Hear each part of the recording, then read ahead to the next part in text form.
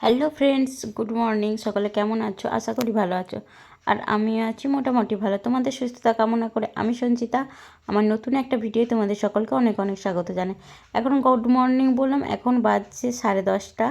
মর্নিংটা 12টা পর্যন্ত থাকে, 10:30 বাজছে। আমি রান্না সেরে ছেলেকে দিতে যাচ্ছি স্কুলে, কারণ ছেলের আজ থেকে পরীক্ষা শুরু হচ্ছে।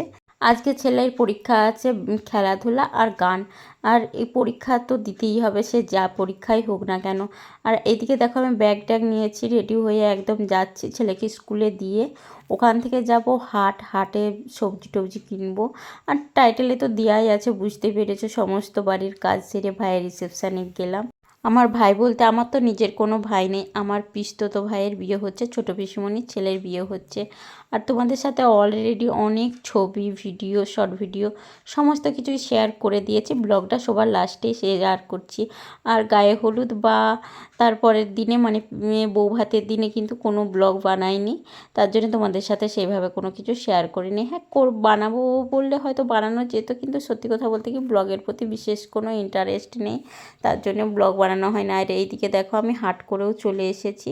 আর আজকে প্রচুর প্রচুর তাড়া আছে, সকাল থেকে প্রচুর কাজও যেমনি ছিল তেমনি তাড়াও ছিল। আর কি কি নিয়েছি দেখো, অনেক কিছুই নিয়েছি। ফুলকপি, বেগুন, করলা, পটল, কাঁচা কলা, শসা, মূলো সমস্ত কিছু। মানে আমি বেশি বেশি করেই সবজি নিয়ে এসেছি, কারণ এখন ছেলের পরীক্ষা আছে, তা ঘন ঘন হয়তো হাট যেতে পারবো না, তার জন্য বেশি বেশি করে সবজি নিয়েছি।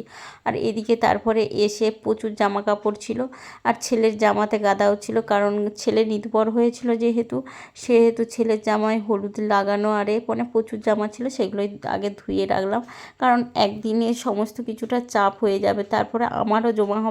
সেই জন্যই ভাবলাম দুদিনে ছেলে যা পরেছিল ছেলেরগুলো ধুয়ে নিই, আমারগুলো তারপরে পরে ধুবো। তার জন্যই এসেই একদম ছেলের জামা কাপড় ধুয়ে সমস্ত কিছু ছাদে মিলে দিয়েছি। আর মিনি ব্লগ যেহেতু তোমাদের সাথে একটু একটু ছোটো ছোটো করেই কিন্তু শেয়ার করছি।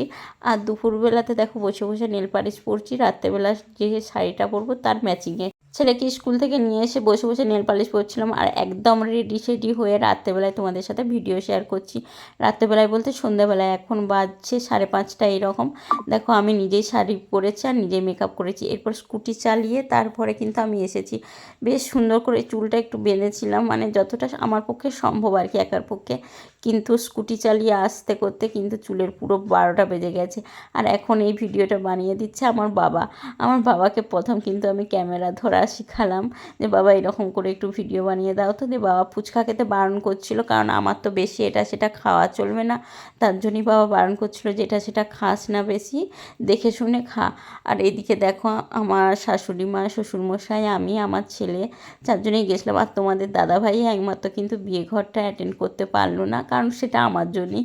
কম বেশি সবাই জানো তোমাদের দাদাভাইয়ের এই বছরের ছুটি আর নেই, এই বছরের সমস্ত ছুটি ছাড়া হয়ে গেছে, তার জন্যই কিন্তু সে অ্যাটেন্ড করতে পারলো না। সে জমা ছুটি থেকেই ছুটি নিত, কিন্তু সময় মতো পেলো না। কিন্তু করার কিছু নেই, কপালে যা আছে সেটা তো আর করার কিছু নেই। আর এদিকে দেখো আমি খাচ্ছিলাম জিলাপি। পিসমশাই অনেক অনেক অনেক কিছু খাবারের আইটেম বানিয়েছিল, কিন্তু অত সব কিছু আমি খেয়ে উঠতে পারিনি, কারণ আমার খাওয়া চলবে না অনেক কিছু, তার জন্য কিন্তু আমি খাইনি। আর এদিকে তোমাদের দাদাভাই ভিডিও কল করেছিল, আমি বলছিলাম আমার ভীষণ মন খারাপ করছে, দেখো একমাত্র তুমিই নেই, তারপরে সবাই আছে, সবাই সবারই সাথে ঘুরছে, আর আমি দেখো একা একা ঘুরছি। না আমাকে ঠিকঠাকভাবে কেউ ভিডিও করে দিচ্ছে, না ঠিকঠাকভাবে ক্যামেরা ধরে গোটাকত ছবি তুলে দিচ্ছে। তুমি থাকলে কিন্তু আমাকে এগুলো করতে হতো না, তোমাকে আমি বকে হলেও করাতাম। যাদের স্বামী বাইরে থাকে তারাই একমাত্র বুঝে সমস্ত অনুষ্ঠানে একা থাকলে কতটা কষ্ট হয়। হাজার মানুষের মাঝখানে থাকলেও কিন্তু নিজেকে একাই লাগে। আর তোমাদের সাথে এখানটা একটু ভয়েস দিয়েই শেয়ার করছিলাম, কিন্তু মিউজিক বাজছে বলে কিন্তু আমি ভয়েসটা মিউট করে দিলাম, কারণ বুঝতেই তো পারছো যারা ভিডিও সম্বন্ধে জানো কপিরাইট দিয়ে দিতে পারে, তার জন্যই আমি কিন্তু মিউট করে আবার কিন্তু তোমাদের সাথে পরে ভয়েস দিচ্ছি।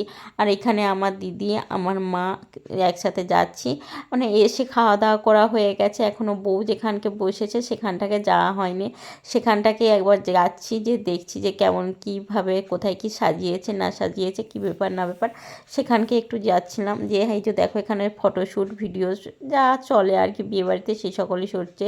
আর আমাদেরও টুকিটাকি ছবি তোলা হয়েছে, আমি কিন্তু সমস্তগুলোই তোমাদের কিন্তু শর্ট ভিডিও যতটা পেরেছি শেয়ার করার চেষ্টা করেছি। আর এইদিকে আমি খাওয়া দাওয়া করতে যখন যাচ্ছিলাম, তখন দেখো মেয়ের ঘর থেকে তত্ত্ব আসছিলো, ভাবলাম তোমাদের সাথে একটুখানি শেয়ার করে নিই। আর আমার ভাইয়ের কিন্তু অনেক দূরেই বিয়ে হয়েছে, সেখান থেকে আসতে বেশ অনেকক্ষণই সময় লাগে। তারপর আমরা চলে গেছিলাম খাওয়া দাওয়া করতে, আর খাওয়া দাওয়া করে কিন্তু বাড়ি চলে এসেছিলাম। হ্যালো ফ্রেন্ডস, এখন বাজছে দেখো প্রায় রাত 10টার মতন, প্রায় 10টাই বাজতে যাচ্ছে। মেকআপ করতে তো বেশ ভালো লাগে, কিন্তু রিমুভ করতে যে এত সমস্যা হয় কি আর বলবো।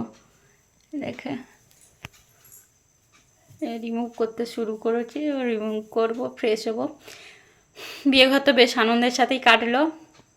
সকলে ভালো থেকো, সুস্থ থেকো। এরপর ডেলি লাইফস্টাইল আবার মাঝে মাঝে তোমাদের সাথে শেয়ার করব। সকলকে শুভরাত্রি। আজকের ভিডিওটাই পর্যন্ত, টাটা।